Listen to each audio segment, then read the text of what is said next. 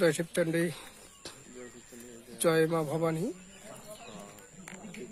জয় চক্রবর্তী সম্রাট মহারাজ শ্রী শ্রী অনন্তরাজ্য বর্মা জয়।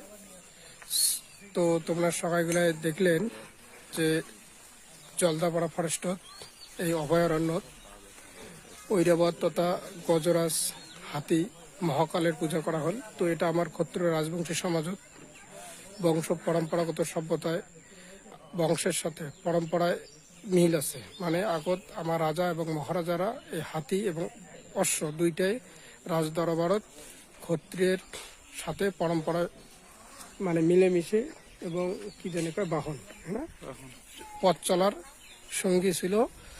পথ চলার সঙ্গী তাক কি কয়, ইয়া মানে যান মানে দ্রুতগামী।